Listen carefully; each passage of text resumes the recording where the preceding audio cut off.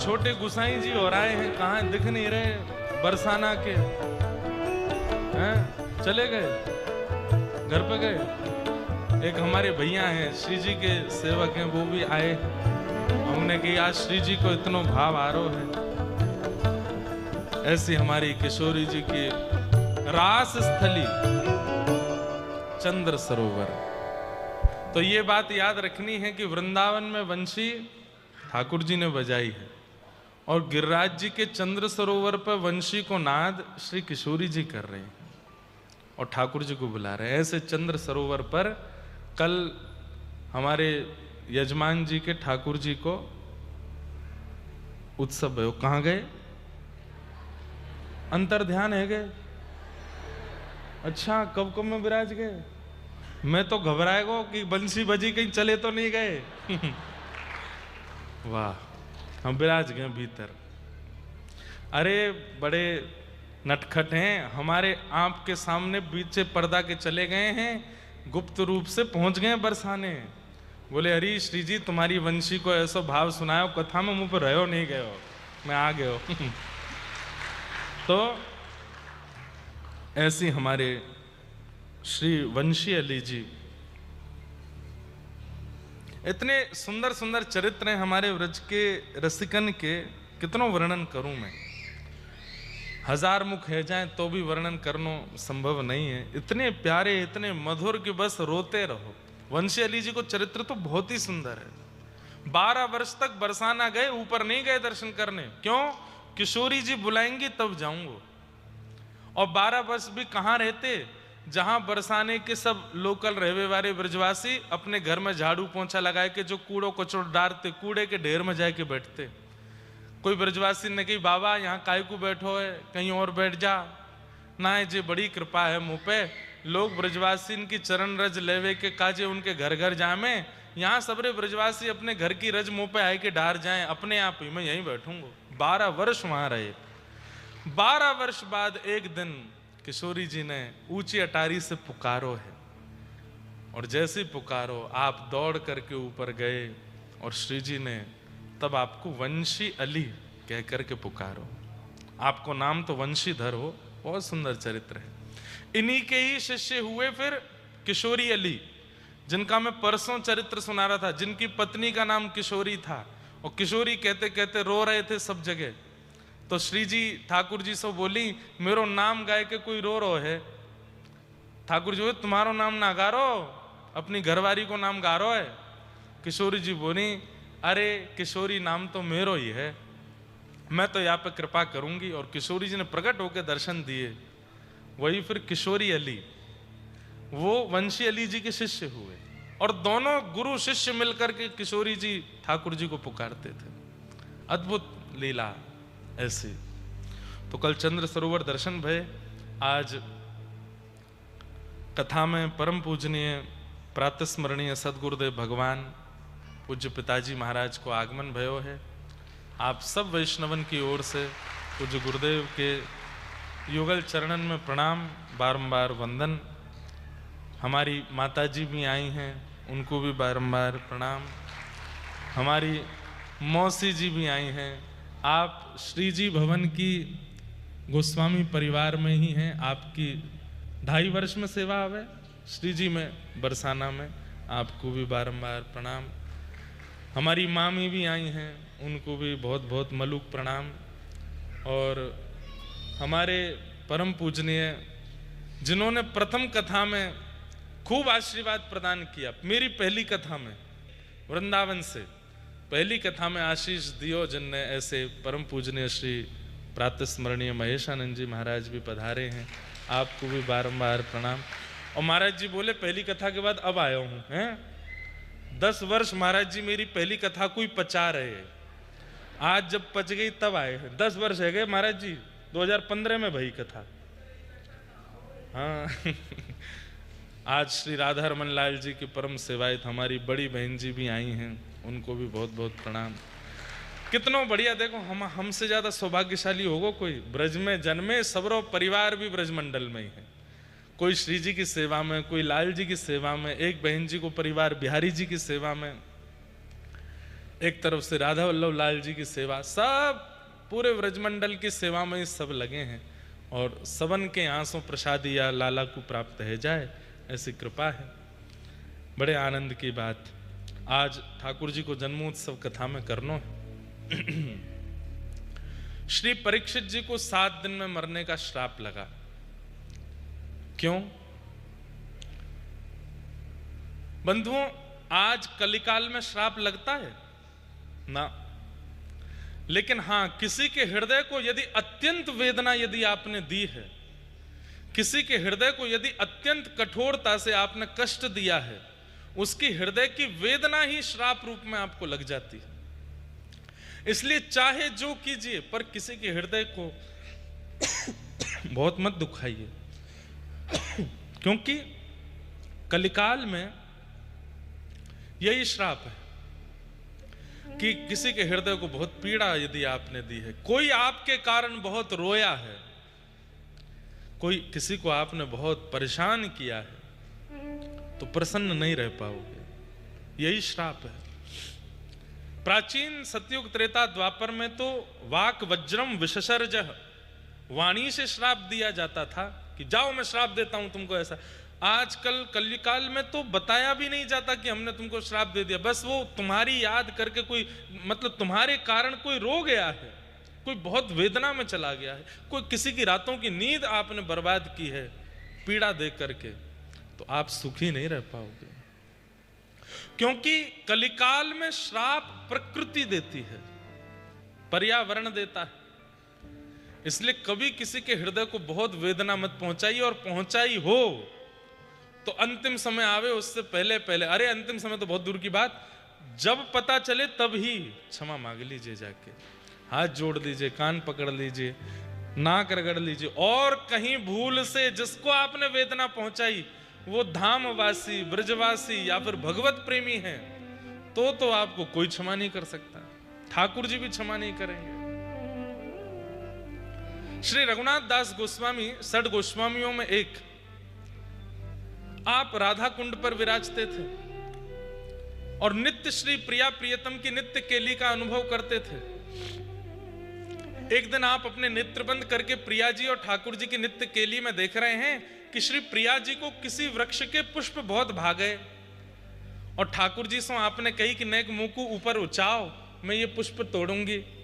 सो ठाकुर जी ने श्री जी को ऊपर उठायो, और जैसे ही पुष्प तोड़न लगे तो एक ऊंची डाल को श्री जी ने पकड़ के पुष्प तोड़ने को प्रयास किया, तो ठाकुर जी के मन में एक ऊधम आयो, डाल पकड़ रखी है किशोरी जी ने, सोई ठाकुर जी ने किशोरी जी छोड़ दें, और वह डाल से श्री जी लटक गई ऐसे। अब जैसे ही श्री जी लटकी तो झूल रही हैं। अब श्री जी कह रही बड़े उद्यमी हो, बताऊंगी मैं, नेक मुंह को नीचे तो उतारो। तो ये लीला दर्शन करके श्री रघुनाथ दास गोस्वामी बहुत जोर से हंस गए, और जैसे ही हंसे उसी समय एक व्यक्ति सामने से जा रहा था जिसका एक पैर ठीक नहीं था, थोड़ा सा लंगड़ा रहा था, ब्रजवासी। आपने जैसे ही हंसे तो उन्हें ऐसा लगा कि मेरी चाल पर ये हंस रहे हैं। सोचिए, जानबूझ के नहीं हंसे, उनको देख करके नहीं हंसे, केवल एक लीला का स्मरण करके हंसे, और उसी समय वो जो व्यक्ति थे उनका वहां से निकलना हुआ। उनको लगा कि ये मेरी चाल पर हंस रहे हैं, केवल मन में भाव आया कि मेरी चाल पर हंस रहे हो। इतने में तो गोस्वामी जी के चित्त से ठाकुर जी, प्रिया जी अंतर ध्यान हो गए। कुंज है, वृक्ष है, पुष्प हैं, लेकिन प्रियालाल जी नहीं है। आप मानसी में ढूंढने लगे, कहां गए कहां गए, यमुना तट पर जाके ढूंढा, नहीं मिले, सब जगह ढूंढा, नहीं मिले। तब आपने अपने गुरुदेव से पूछा कि मेरे ठाकुर जी मानसी से चले गए हैं, मैं क्या करूं? तब बोले कि तुमने कहीं किसी ब्रजवासी वैष्णव भक्त का अपराध तो नहीं किया? तो आपने कहा कि मैंने तो ऐसा नहीं किया। बोले कब, अंतिम दर्शन कब हुआ था? तब उन्होंने पूरी लीला बताई। बोले ऐसा ऐसा दर्शन हो रहा था और इसके बाद से दिख ही नहीं रहे हैं। बोले तो जब तुमने नेत्र खोले तो कुछ था वहां पे? बोले नहीं, दूर दूर तक कोई तो नहीं था, एक व्यक्ति जा रहा था और वो सीधा नहीं चल रहा था, उसका एक पैर ठीक नहीं था, तो थोड़ा लड़खड़ा रहा था चलने में। बोले बस तुम लीला देख के जोर से हंसे, उस समय वो तुम्हारे सामने थे और उनको ऐसा लगा कि तुम उनकी दुर्बलता पे हंस रहे हो, और उनके मन में ये भाव आया कि मेरी दुर्बलता पे हंसते हो। उनको अपराध लगा, उनको अपमान लगा, इसलिए तुम्हारे चित्त से ठाकुर जी चले गए। वो ब्रजवासी है, क्या करें? बोले एक वैष्णव ब्रजवासी को अपराध करने का, वैसे तो कोई शास्त्रों में उसका विधान नहीं कि उस अपराध से कैसे बचा जाए, लेकिन फिर भी एक क्रिया है। क्या? एक का अपराध करने पर कम से कम 100 वैष्णवों से क्षमा मांगो, तो एक का अपराध हटेगा। तुम तो एक काम करो। बोले क्या? राधा कुंड, गोवर्धन, वृंदावन के सब वैष्णवों का झरा भंडारा करो, और भंडारा के बाद सबके चरणों में गिर गिर कर सबसे क्षमा मांगो। तब आपने झरा भंडारा करके सबसे क्षमा मांगी। अब कोई आपको प्रसाद पवा के चरणों में गिर के गए, मुझे क्षमा कर दो, अब आप कहोगे भाई तेरा दोष क्या, क्षमा क्यों मांगते हो? ऐसे ही अनेकों ब्रजवासियों को भंडारा करा करके जब क्षमा मांगी, सब ब्रजवासियों ने कहा अरे भैया तेरा कोई अपराध ना, काहे को तू क्षमा मांगे? और भगवत कृपा से उन समस्त वैष्णवों में वो भी आए थे ब्रजवासी, जिनको देख के ये हंस गए थे। उनको जब इन्होंने क्षमा मांगी, तब इन्होंने आशीर्वाद दिया, बोले कोई बात नहीं, मैं क्षमा करता हूं। और ये भाव कहते ही आप पुनः जैसे ही गए हैं, यमुना जी स्नान करके रज लगा करके नेत्र बंद करके बैठे, तो प्रत्यक्ष फिर प्रकट हो गए कि किशोरी जी डाल पे ऐसे खड़ी हैं और ठाकुर जी नीचे खड़े खड़े हंस रहे हैं। फिर से लीला प्रकट हो गई। तो इसलिए वैसे तो किसी का भी मन नहीं दुखाना चाहिए, किसी के भी हृदय को पीड़ा नहीं देनी चाहिए। जान भूल करके दी तो कोई बात नहीं, जानबूझ के तो बिल्कुल ही नहीं करना चाहिए। उसमें भी ब्रजवासी, धामवासी, उसका तो बिल्कुल नहीं करना चाहिए। ठाकुर जी रुष्ट हो जाते हैं। और तो रूठे, भले रूठे, आप मत रूठो, क्योंकि ये रूठ गए फिर क्या फायदा? कर्ण से जब बीच युद्ध मैदान में आकर के कहा गया कि हमें दान दो, कर्ण ने कहा क्या चाहिए दान में? बोले अपने कवच कुंडल दे दो।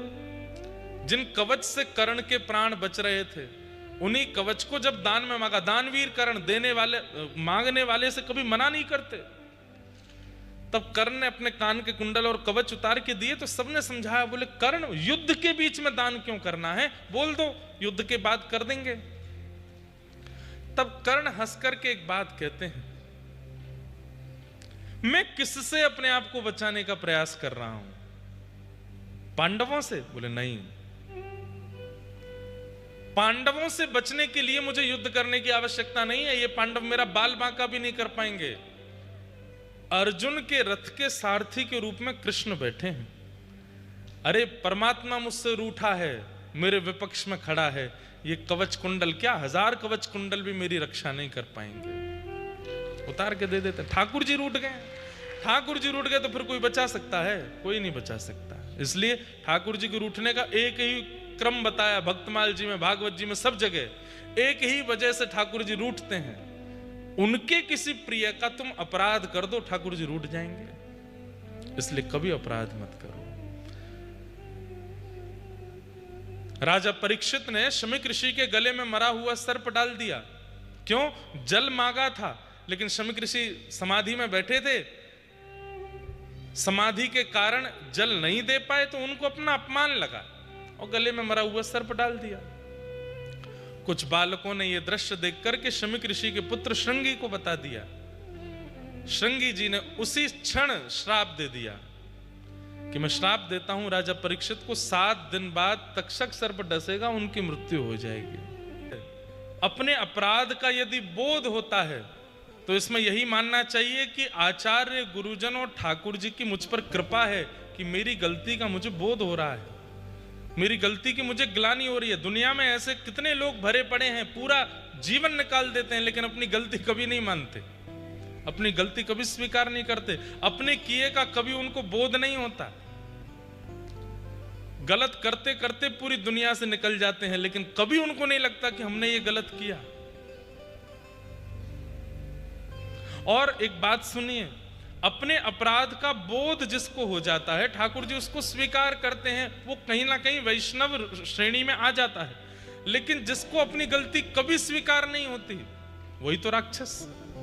रावण को कभी गलती स्वीकार नहीं हुई, कंस को कभी गलती स्वीकार नहीं हुई, हिरण्यकश्यप को कभी अपने अपराध का बोध नहीं हुआ। ऐसे ही संसार में भी मानव जिसको कभी अपने अपराध का बोध ना हो, अपनी गलती का भान ना हो, समझो वही राक्षस है। और अपनी गलती पता लगने लगे, बोध होने लगे, तो समझो ठाकुर जी की दृष्टि है आपके ऊपर, इसलिए आपको पता चल रहा है। इंद्र को अपनी गलती का बोध हुआ जब वर्षा की, तुरंत भगवान के चरणों में आके पिता गुरुस्त्वम जगताम अधीशो, ठाकुर जी से आके क्षमा मांगी और ठाकुर जी ने क्षमा किया। ब्रह्मा जी को भी अपनी गलती का बोध हुआ था जब ग्वाल बालों का हरण करके ले गए, लेकिन उसके बाद ब्रह्मा जी ने, इंद्र ने केवल 1 श्लोक 2 श्लोकों में भगवान से प्रार्थना की, पर ब्रह्मा जी ने तो पूरी स्तुति गाई है, उसमें सफाई दे रहे हैं कि मुझसे क्यों हो गया, मैंने क्यों किया। सफाई देने वाले लोग भी कहीं ना कहीं अपनी गलती स्वीकार नहीं कर रहे हैं, ये ऐसा बता रहे हैं। अपराध बोध होना चाहिए, ठाकुर जी की कृपा है, और क्षमा मांगिए।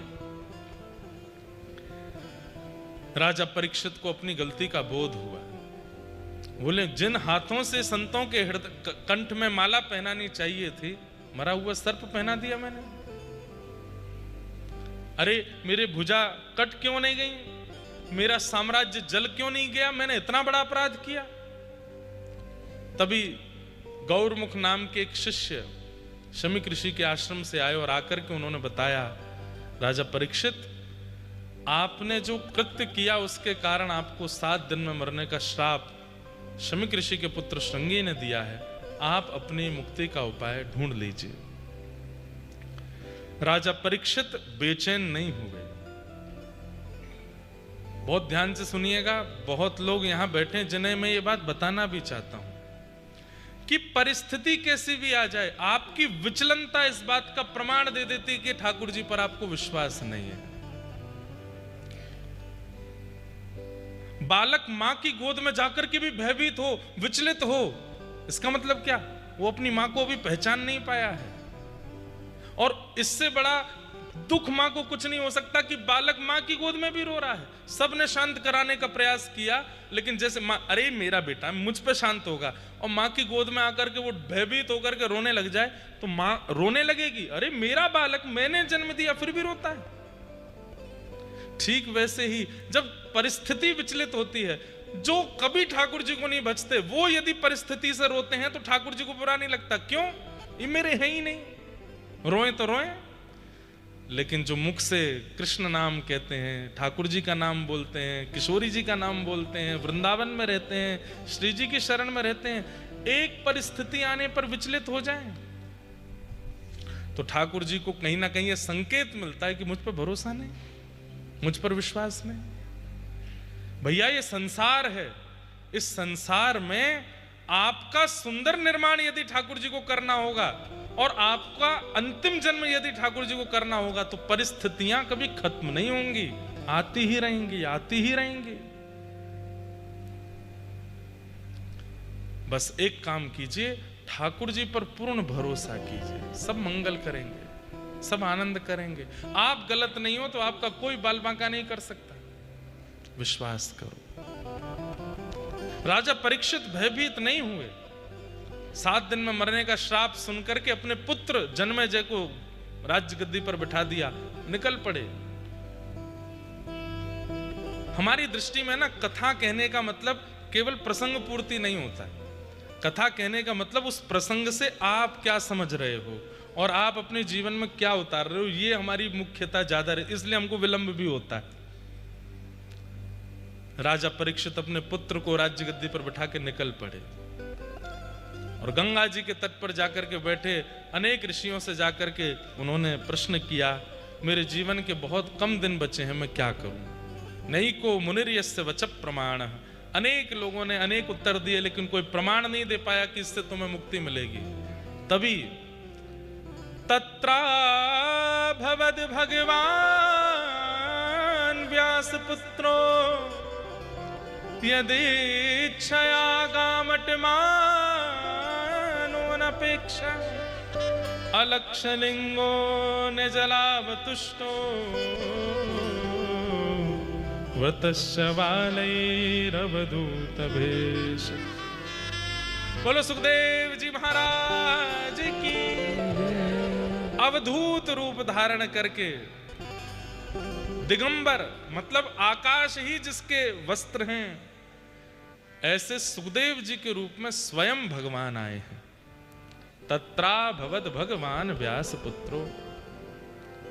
तभी वेद व्यास जी के पुत्र श्री सुखदेव जी का उस सभा में आगमन हुआ जहां परीक्षित अपनी मुक्ति का उपाय पूछ रहे थे। कैसे पता चला? अब सुखदेव जी की व्याख्या तो मैं करूंगा कभी और किसी कथा में। इस बार जो हम साल में एक बार भक्तमाल करते हैं ना जयपुर में, इस बार जयपुर की भक्तमाल 11 दिवसीय भक्तमाल है और उसमें सुख संप्रदाय की ही गादी है सरस कुंज, जहां पर भक्तमाल होती है। सरस कुंज की कृपा है कि हम भक्तमाली हो गए, हम भक्तमाल करने लगे। तो वहां इस बार पहले सुकाचार्य जी का रूप वर्णन और सुखदेव जी कैसे कलिकाल में सुख संप्रदाय का प्रारंभ हुआ, श्री श्यामचरण दास जी महाराज, श्री सरस माधुरी जी महाराज, उनका चरित्र कहेंगे। तो इस बार जयपुर की कथा जरूर सुनिएगा, बहुत आनंद आएगा। जन्माष्टमी पर होगी। लाला कहा बात है, तुम एलईडी के पास बैठ जाओ, करंट लग जाएगा, नीचे उतरो। ये कई लोग एलईडी पे बैठे हैं, नेक भी अगर आगे पीछे भय ना तो सब रो गिरिराज पर्वत गिर पड़ेगा पीछे। बहुत ध्यान से बैठना। हाँ, बैठ तो गए हैं पर कहीं तार से चिपक मत जाइयो, नहीं तो यहीं श्री जी प्रकट है के दर्शन दे देंगे। क्या निवेदन कर रहा था मैं? हाँ, तो सुखदेव जी आए और सुखदेव जी के आते ही परीक्षित जी महाराज ने चरणों में प्रणाम किया। ये शाम संस्मरणात् पुंसाम सद्य सुद्यंति वै गृहा किम पुनर्दर्शन स्पर्श पाद शौचासनादिभिः। आप जैसे महापुरुषों का घर बैठ के स्मरण करने से पवित्र हो जाते हैं, आपको प्रणाम चरण स्पर्श करने को प्राप्त हो जाए तो कितनी बड़ी सौभाग्य की बात। भगवान, मैं आपसे जिज्ञासा करना चाहता हूं। अतः पृच्छामि संसिद्धिं योगिनां परमं गुरुं पुरुषस्य यत् कार्यं म्रियमाणस्य सर्वथा। जिसके जीवन के बहुत कम दिन बचे हैं, 7 ही दिन बचे हैं, उसको अपनी मुक्ति के लिए क्या करना चाहिए, कृपा कर मुझे बताओ। बहुत ध्यान से सुनो। देखा जाए तो संसार में कोई भी ऐसा नहीं है जिसकी आयु बहुत लंबी है, किसी की भी नहीं है। हम सबकी आयु का कोई पता नहीं है। आज शाम का भी पता नहीं, कल सुबह का भी पता नहीं, कल शाम का भी पता नहीं, कभी भी प्राण जा सकते हैं। तो एक प्रकार से देखा जाए तो हम सब परीक्षित हैं, हम सबकी आयु हमें तो नहीं पता कब तक रहने वाले हैं।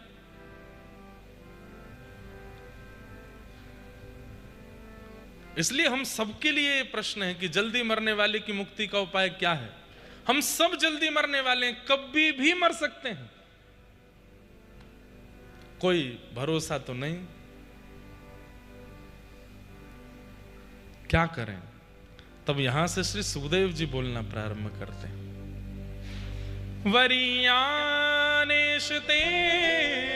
प्रश्न क्रतो लोकहितं नृप आत्मवेद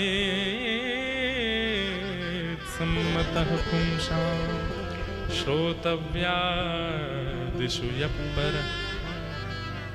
राजन, अगर सार्वजनिक रूप से तुमने प्रश्न सबके लिए किया है तो यह प्रश्न उचित है, लेकिन अगर यह प्रश्न केवल तुमने अपने लिए किया है तो यह उचित प्रश्न नहीं है।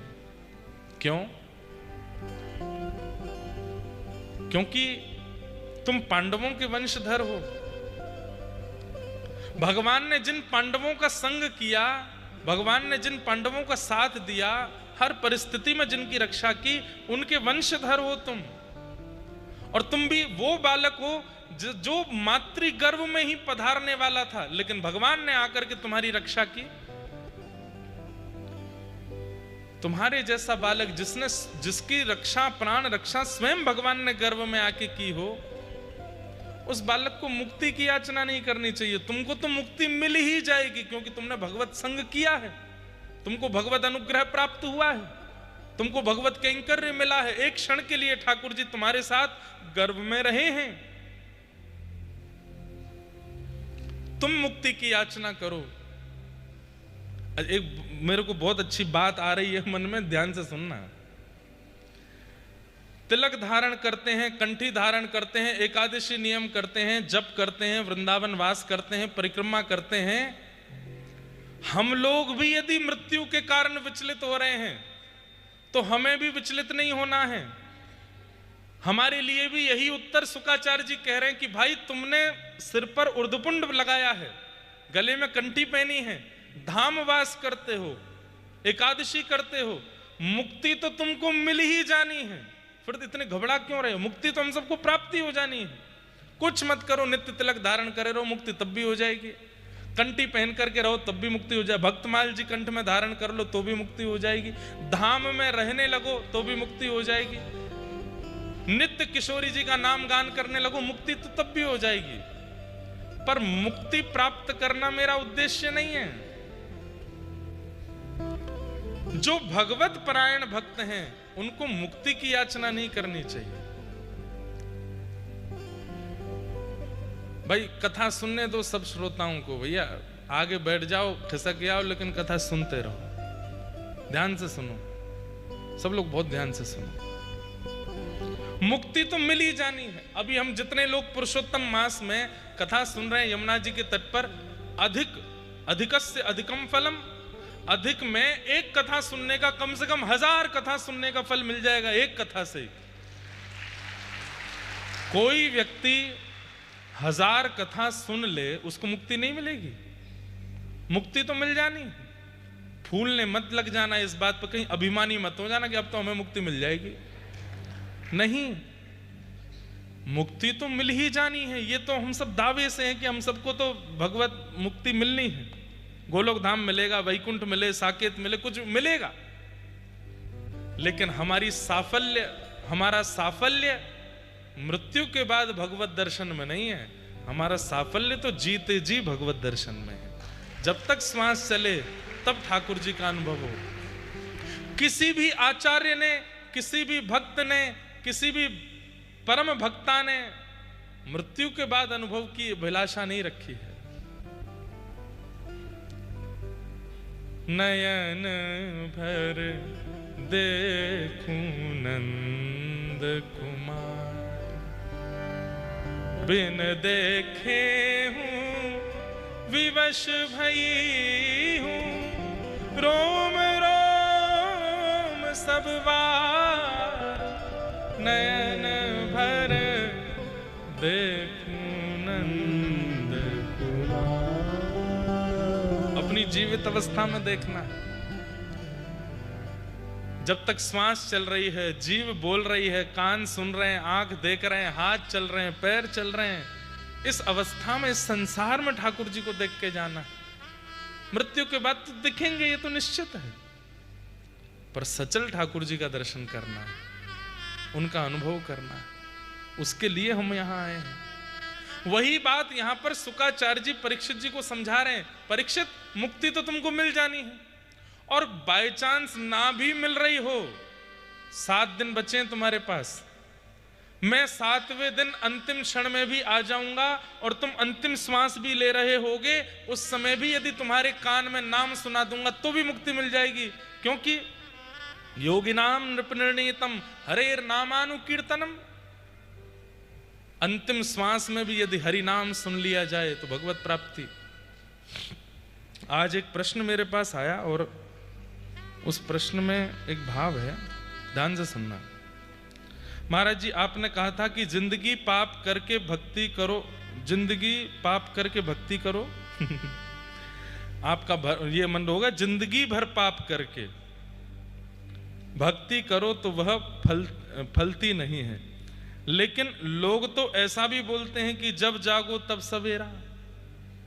कई लोग 2 बजे भी उठते हैं रात को। अगर पाप का एहसास हो जाए तो भगवान दिखते हैं।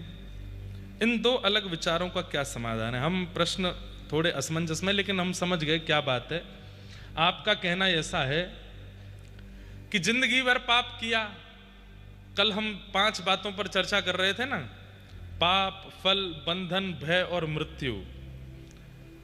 तो मृत्यु समीप आने पर, जब पूरे जीवन भर तो ठाकुर जी का नाम गाया नहीं, और मृत्यु समीप आई मतलब बुढ़ापा आया, तब ठाकुर जी का नाम गाने लग गए, तो जीवन भर ना गाने का थोड़ा दंड तो मिलेगा। भगवत प्राप्ति हो जाएगी, मुक्ति मिलेगी, उसमें कोई दिक्कत नहीं। लेकिन वैसी वाली बात है कि मैं आपके घर गया और आपने 5 दिन पुरानी माला ऑफर की, तो ऑफर की हुई वस्तु मना तो करूंगा नहीं, लाओ पहना दो। माला सूख गई है, पुष्प सूख गए हैं, उसमें से दुर्गंध आ रही है, दोगे तो भी पहन लूंगा। लेकिन मैं प्रसन्न कब होऊंगा? जब बाग के नए नए पुष्प, बिल्कुल नवीन पुष्प तोड़ करके माला पिरो करके पहनाई जाए। ऐसे ही जब व्यक्ति की समस्त इंद्रियां बलवान हैं, समस्त इंद्रियां बलवान है, आंखों से कुछ भी दिखा दो, कानों से कितना भी तेज सुना लो, मुख में कुछ भी खवाए दो, कहीं भी चलाए दो, कहीं भी चढ़ाए दो, कुछ भी करवाए लो, इंद्रियां सब बलवान है। उस स्थिति में जब भगवत परायण होता है तो ठाकुर जी को लगता है आहा नया पुष्प आया है, बिल्कुल नयो नवेलो पुष्प आया, या को तो कानन में पहनूंगो, या को तो अपने कंठ पे धारण करूंगो। और जब जीवन भर भगवत स्मरण किया नहीं, जब दांत टूट गए, आंख अंत दिखनो बंद हो गया, बिना लाठी के चल नहीं पा रहे हैं, बड़े बुजुर्ग बुरा नहीं मानना, वो बुरा मानना जिन्होंने जीवन भर भजन नहीं किया अब कर रहे। लेकिन जो बड़े बुजुर्ग यहाँ बैठे हैं वो निश्चित ही भगवत परायण बचपन से ही हैं, इसीलिए तो बुजुर्गता तक चल रही है भक्ति। वो बुरा मानो जिन्होंने 60-70 वर्ष तो निकाल दिए संसार में, अब आए ठाकुर जी के पास, उनको बुरा मानना भी चाहिए। क्यों निकाल दिया इतना जीवन? ठाकुर जी को क्यों नहीं भजा पहले? क्यों नहीं हुआ विश्वास? अब मृत्यु आने पर, मतलब बुढ़ापा आने पर भजन करना, ये तो ऐसा ही है घर में आग लग गई, आप कुआं खोद रहे हो, बुझानी है, तब तक तो जल के भस्म हो जाएगा।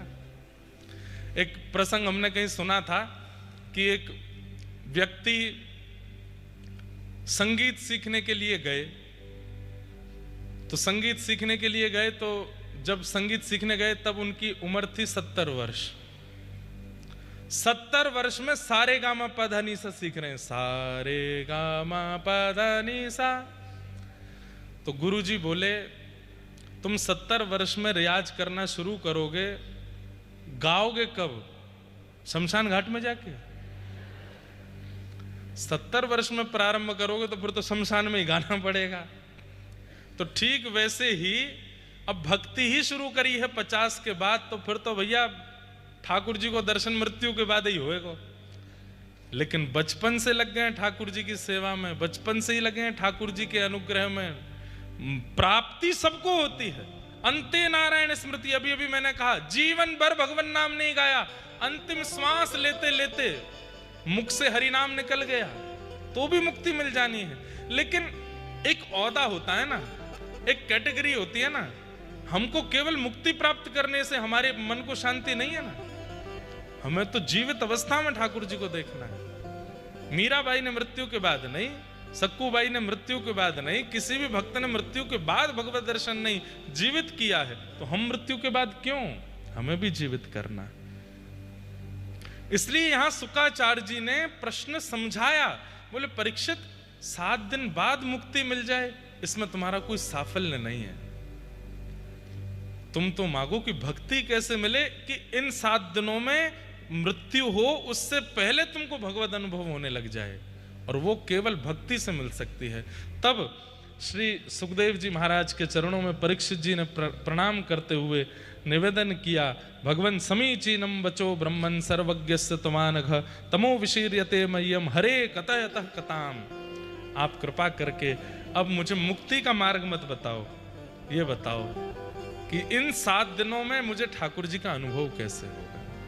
तब सुखदेव जी महाराज ने मंगलाचरण करके श्रीमद् भागवत की कथा से कहना प्रारंभ किया। कैसे मिलेंगे नाथ, कहाँ मिलेंगे नाथ, कैसे होगा उनका अनुभव,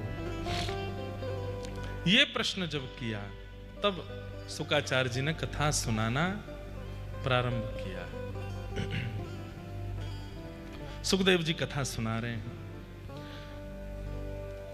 परीक्षित जी महाराज ने प्रश्न किया और शुकाचार्य जी कहना प्रारंभ करते हैं। सबसे पहले नारद जी ने ब्रह्मा जी से पूछा कि सृष्टि का निर्माण करने वाले आप किसका ध्यान करते हो?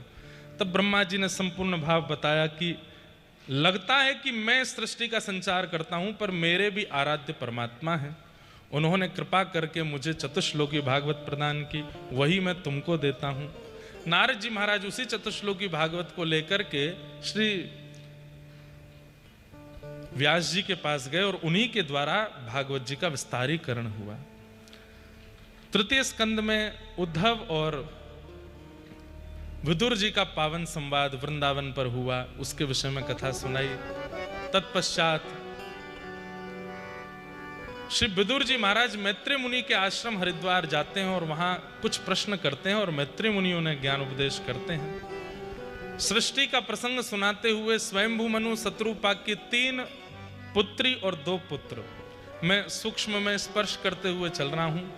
आकुति, देवभूति, प्रसूति, प्रियव्रत और उत्तानपाद। अब देखो, हम इतनी कथा करते हैं, कहीं पर कोई प्रसंग विस्तार होता है, कहीं पर कोई, पर मास कथा की थी हमने नासिक में, वो कथा जरूर सुनिएगा। उसमें कपिल देवभूति संवाद कम से कम 5 दिन कहा था। भगवान के दंडपाणी रूप का इतना सुंदर वर्णन, सुंदर तो नहीं है लेकिन बहुत अद्भुत वर्णन है ठाकुर जी के दंडपाणी रूप का। देवभूति माता का कर्दम ऋषि के साथ में विवाह हुआ और इनके यहाँ पहले 9 पुत्रियों ने जन्म लिया। 10वें पुत्र के रूप में भगवान कपिल प्रकट हुए। बोलो कपिल भगवान की। कपिल भगवान ने प्राकट्य होकर के, अब उनकी बाल अवस्था ज्यादा वर्णित की नहीं गई। देवभूति माता ने चरणों में प्रणाम करते हुए प्रश्न किया कि हे महाराज, आप मेरे पुत्र तो हैं, लेकिन मैं जानती हूं कि आप परमात्मा हैं। कृपा करके मुझे ये बताइए, निर्विण्णा नितराम भूमन असद इंद्रिय तर्षणात् येन संभाव्यमानेन प्रपन्नांधम तमः प्रभो। हमारी इंद्रियां, ये असद इंद्रियां हमें नरक की ओर ढकेल रही हैं। इनकी इच्छा पूरी करते करते मैं हार चुकी हूं। वैसे ही प्रसंग इतना अद्भुत है, इसका विस्तार करने का बहुत मन होता है, क्योंकि भक्त परायण, भगवत परायण जितने भी यहां बैठे हैं, सबको समझने वाली बातें।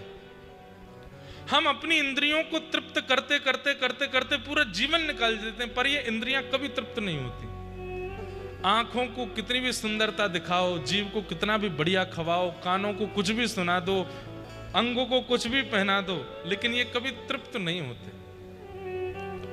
लेकिन आप देखोगे, हमारे व्रज के रसिकों के दर्शन करो, संतों के एक जैसा पहनावा, एक जैसा तिलक चंदन, एक जैसे जटाजूट, सालों से आप एक ही अवस्था में उनको देखोगे और वो तृप्त भी हैं।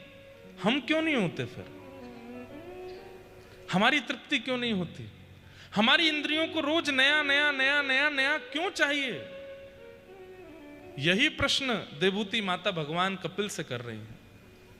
तब कपिल भगवान उत्तर देते हुए कहते हैं, योग आध्यात्मिकः पुंसां मतो निःश्रेयसाय मे अत्यंतो परतीर्यत्र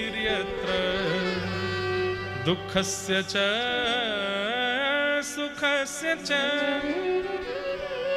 मां, संगति बिगड़ी होने के कारण हमारे तन के आसपास जैसी व्यवस्था होती है, तन वैसा बनता चला जाता है। आध्यात्मिक योग जीवन में ना होने के कारण हमारा जो तन है, हमारी जो इंद्रियां हैं, इनकी इच्छाएं प्रकट होती रहती। पर यही तन यदि किसी साधु का संग करने लगे, भक्त का संग करने लगे, धाम निवास करने लगे, नित्य भगवत भजन करने लगे, तो धीरे धीरे इंद्रियों की इच्छाएं समाप्त होने लगती हैं। गोस्वामी तुलसीदास जी विनय पत्रिका में एक पद गाते हैं, जो मोहे राम लागते मीठे तो नव रस 60 रस रस अनरस है जाते सब सीठे, जो मोहे राम लागते मीठे। राम जी मीठे नहीं लगे हैं, राधा नाम मीठो नहीं लगो है। कृष्ण नाम हम गाते हैं मीठे रस से भरोरी राधा, नाचने के लिए गाते हैं, नृत्य करने के लिए गाते हैं, आनंद करने के लिए गाते हैं। पर राधा नाम जिस दिन मीठो लग जाएगो, बाद ना कोई के लो घेवर खाओ, घेवर ने चकवे के बाद कहोगे ठीक है, पर जो स्वाद श्री किशोरी जी के नाम में वो थोड़े ही है यहाँ में। ताली आपने बजाई है पर इसका कोई औचित्य नहीं था। ये बात समझ में आवे तो आपकी बात है। अब कथा प्रिय लग रही है, कथा अच्छी लग रही है, लेकिन अभी हल्ला हो जाए, बंबई का कोई बहुत बड़ा फिल्म सितारा बाहर आकर के खड़ा है, वैसे तो नहीं भागोगे हैं, तो कई लोग भाग जाएंगे। क्यों? कथा अभी मीठी ना लगी। वृंदावन मीठो नहीं लगो है, वृंदावन मीठो लग जाएगा तो फिर और कहीं मन ही नहीं लगेगा, और कहीं चित्त ही नहीं लगेगा, और कहीं भाव ही नहीं आवेगा। चलो मन वृंदावन की ओर, जहां विराजत राधा रानी, जहां विराजत राधा रानी, नटवर नंद किशोर, चलो मन वृंदावन की।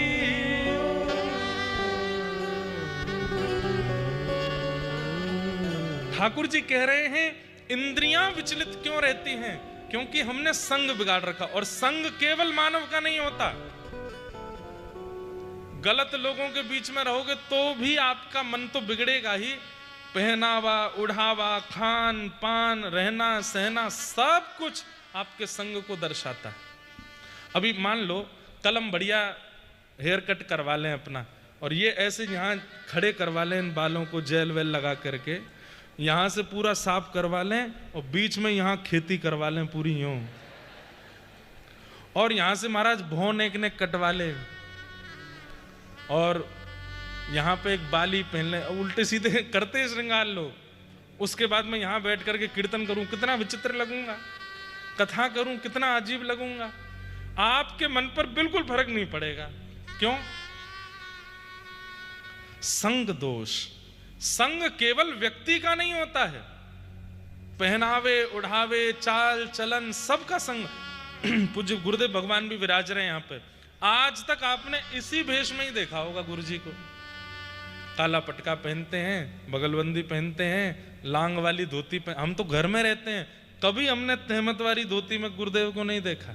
रात्रि में शयन के समय तो भी पहनते हो, हमेशा लांग लगा के धोती पहनते हैं। ये संग है, इसी के कारण संयम है। आज भी 3 बजे, 3:30, 4 बजे सुबह उठ जाना है, चाहे दुनिया इधर से उधर हो जाए। वृंदावन में अधिक मास की भीड़ लगी है, फिर भी जाएंगे। कितनी भी गर्मी पड़ रही हो फिर भी जाएंगे, वर्षा हो रही हो फिर भी जाएंगे। अपना नियम करना है, अपना क्रम करना है। हम कथा करते हैं 2.5-3 घंटा, बहुत मन लग जाए तो 3.5-4 घंटा। पहले दिन में यहाँ कथा विश्राम करके गया, 5 घंटे हो गए कथा कर रहे थे वहां, 5 घंटे से कथा सुना रहे थे, एक एक विषय। कैसे हो सकता है? ये संयम कहां से आया? संग से। वस्त्रों का भी बहुत बड़ा प्रभाव पड़ता है। आप कैसे केश रखते हो, कैसा मुख रखते हो, कैसे वस्त्र पहनते हो, कैसे हाथ पैर रखते हो, किस प्रकार का भोजन करते हो, किस प्रकार का जल पीते हो, कैसे व्यक्ति का संग करते हो, सबका प्रभाव आपके मन पर होता है। इसलिए हमारे व्रज के कई आचार्य कहीं पानी नहीं पिएंगे, अपना पानी संग लेके चलते हैं। कहीं भी नहीं बैठेंगे, अपना आसन संग लेके चलते हैं। कुछ भी नहीं पहनेंगे, अपने वस्त्र पहनते हैं जो उनके नियमित वस्त्र हैं। श्वेत हैं तो श्वेत, पीले हैं तो पीले, केसरिया हैं तो केसरिया, क्योंकि इसका प्रभाव मन पर पड़ता है। इसका प्रभाव मन पे होता है। इसलिए ठाकुर जी कह रहे हैं आध्यात्मिकता प्रकट करने वाली परिस्थिति में रहने लग जाओ, ना आपको दुख का अनुभव होगा ना सुख का अनुभव होगा, आनंद में रहोगे, फिर आनंद में ही रहोगे। चेतः खलवस्य बंधाय मुक्तये चात्मनो मतम गुणेषु सक्तं बंधाय रतं वा पुंसि मुक्तये। भगवान कह रहे हैं, क्या कह रहे हैं? मैया, दूसरी बात आपने कहा कि मेरी इंद्रियां जो हैं ये असद हैं ना, इंद्रियों को दोष मत दीजिए। आंख, नाक, जीव, कान, हाथ, पैर, मुख, गुप्त इंद्रियां, इनको दोष बिल्कुल मत दीजिए। शरीर को दोष मत दो, ये शरीर मेरा मुझे बिगाड़ रहा ना। बंधन का कारण इस शरीर के भीतर बैठा हुआ चित्त है, मन है। वो मन आपको मिला तो था सेवा करने के लिए, लेकिन दुष्ट उस मन ने अपने आप को स्वामी बना लिया और आपको सेवक बना लिया है। मन कहता है कहां लेके चलो, मथुरा, वृंदावन आए हो, मथुरा ले चलो। बोले मथुरा में क्या करोगे? द्वारिकाधीश का दर्शन। बोलना विश्राम घाट के पास बढ़िया कचौड़ी मिलती है, वो खाएंगे। मन कह रहा है, मन कह रहा है चलो वृंदावन धाम चल। क्या राधा रमन दर्शन करेंगे? ना, राधा रमन जी में कुलिया मिलती है, वो खाएंगे। कुलिया के लिए जा रहे हैं। बिहारी जी चलो। बोले क्यों? बिहारी जी का दर्शन ना, बाहर खड़े होकर वीडियो बनाएंगे, बिहारी जी आए थे, देखो गाइस।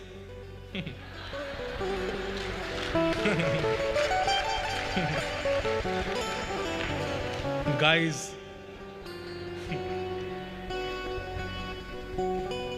ये सब कौन करवा रहा है? मन।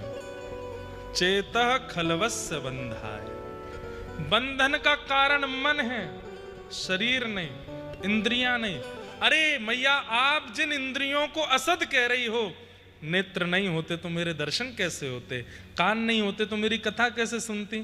जीव नहीं होती तो मेरा प्रसाद कैसे पाती? हाथ नहीं होते तो मेरी सेवा कैसे करती? पैर नहीं होते तो परिक्रमा कैसे करती? यदि ये इंद्रियां नहीं होती, शरीर नहीं होता, तो मैं कैसे मिलता मैया इन इंद्रियों को जो मेरी प्राप्ति कराते हैं? आप असद कैसे कह सकती हो? ये असद नहीं है। असद कौन? इन इंद्रियों से दुष्कर्म कराने वाला मन। वो मन असद है। और वो मन कैसे सुधरेगा? तब भगवान कहते हैं,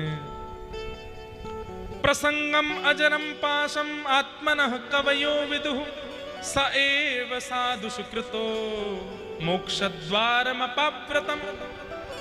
इस मन को साधुओं का संग कराने लग जाओ। इस मन को, मेरो मन वृंदावन में अटके। लेकिन ये आपके चाहने से नहीं अटकेगा। गैया अपने गरे की रस्सी स्वयं खुंटी में नहीं बांध सकती। एक ग्वारिया चाहिए जो आयकर के बाकी गरे की रस्सी को खूंटी में बांधेगा, तो गैया एक ही जगह बंधी रहेगी। ये मन जो है, ये हमारे चाहने से नहीं अटकेगा। ये तो कोई प्रसंगम अजरम पाशम, कितना सुंदर भगवान की वाणी है। भगवान उवाच, श्रीमद् भागवत में जहां भी लिखा ना श्री भगवान उवाच, उसके नीचे पढ़ करके इतना सुख मिलता। कितना सुंदर बोलते हैं ठाकुर जी। ठाकुर जी जैसा प्रवक्ता नहीं। ठाकुर जी कह रहे हैं, न जर्जर होने वाली, न नष्ट होने वाली एक रस्सी है। बोले क्या? आसक्ति। हम सबके मन में आसक्ति रूपी रस्सी है, और ये बहुत खतरनाक है। किसी की पत्नी में हो जाती है, किसी की पति में हो जाती है, किसी के बच्चों में, किसी की धन में, किसी की धान्य में, किसी के संसार में, किसी की भोजन की वस्तु में, किसी की गाड़ी में, किसी की घोड़ा में। इस न जर्जर होने वाली आसक्ति रूपी रस्सी को यदि हमने किसी धामनिष्ठ, भगवतनिष्ठ, भगवत परायण भक्त के चरणों में लगा दिया, ठाकुर जी के नहीं, भक्त के चरणों में लगाओ। सीधे श्री जी के चरणों में नहीं, सीधे राधारमण जी के चरणों में नहीं, सीधे राधा वल्लभ जी, सीधे वेंकटेश भगवान के चरणों में नहीं, उनके जो अर्चक हैं, उनके जो ध्यायक हैं, उनके जो उपासक हैं, पहले उनके चरणों में इस रस्सी को लगाओ। आसक्ति कैसे होने चाहिए? वो तब कह रहे हैं जिनमें आप आसक्ति करो वो कैसे होने चाहिए, उनमें 5 लक्षण हो। तितिक्षवः कारुणिका सुहृदः सर्वदेहिनाम अजात शत्रवः शांता साधवः साधुभूषणा।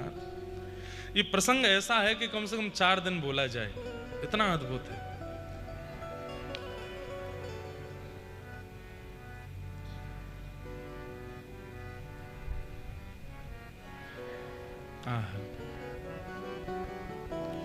आपका कोई शत्रु नहीं रहेगा, तब तीसरा लक्षण आ जाएगा, क्या? सुहृदः सर्वदेहिनाम, सबके भले चाहने की इच्छा, मेरा मंगल।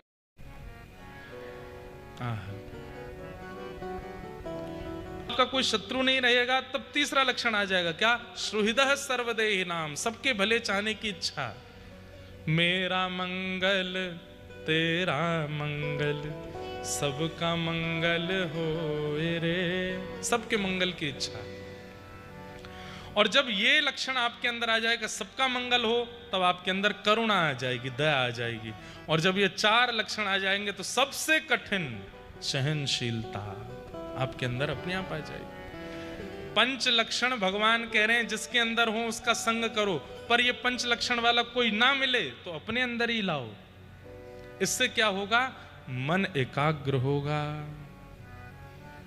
हो मुझे दुनिया से नहीं कोई काम, मैं तो रटूं राधा राधा नाम, मुझे दुनिया से नहीं कोई काम, मैं तो रटूं राधा राधा नाम। पर उल्टा हो रहा है, मुझे दुनिया से ही है काम, फिर भी रटूंगा राधा राधा नाम। लोग बाग आजकल ऐसे हो गए, दुनिया से सब मतलब भी है और राधा राधा जपना भी है। एक काम करो भैया, मुझे दुनिया से नहीं लेना देना, ये जगत है एक सपना, मुझे दुनिया से नहीं लेना देना,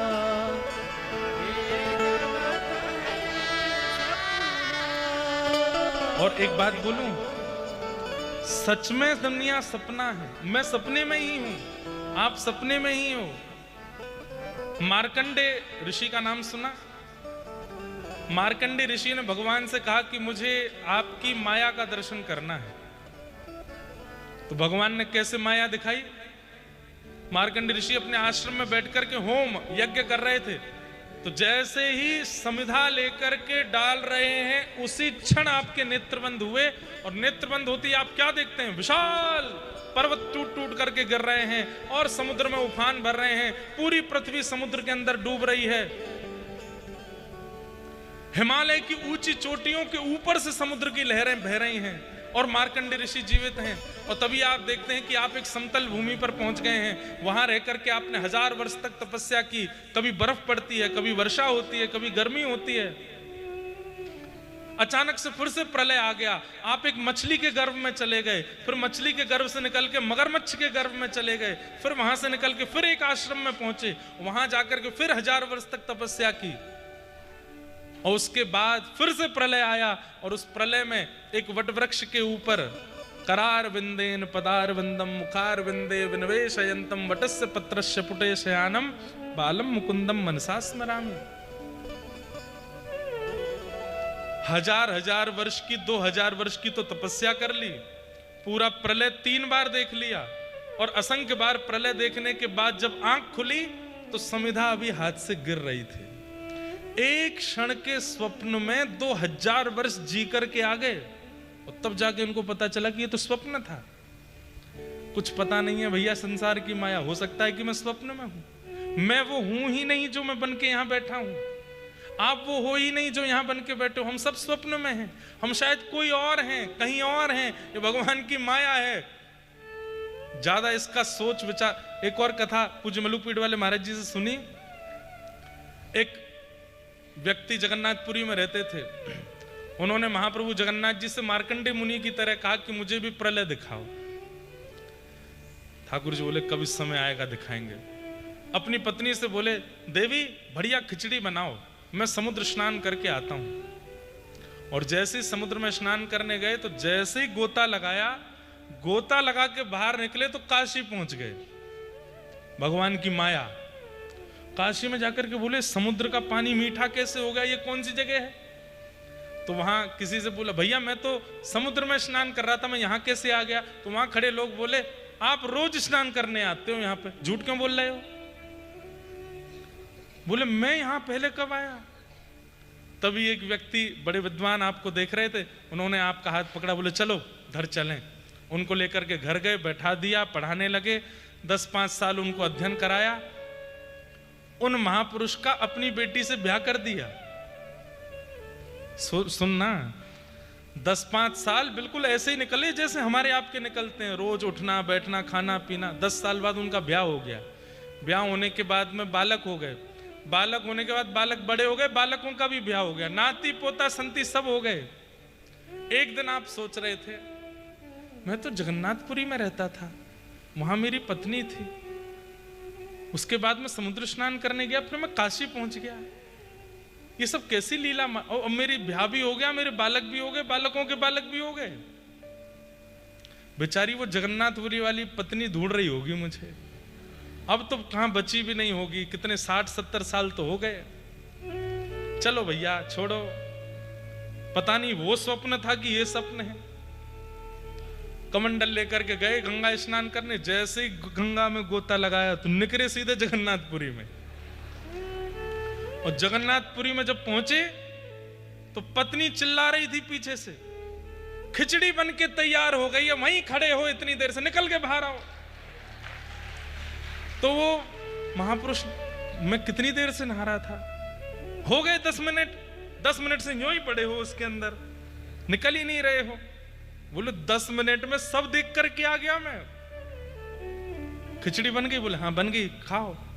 कब बनाई थी? अभी तो बनाई 5 मिनट पहले।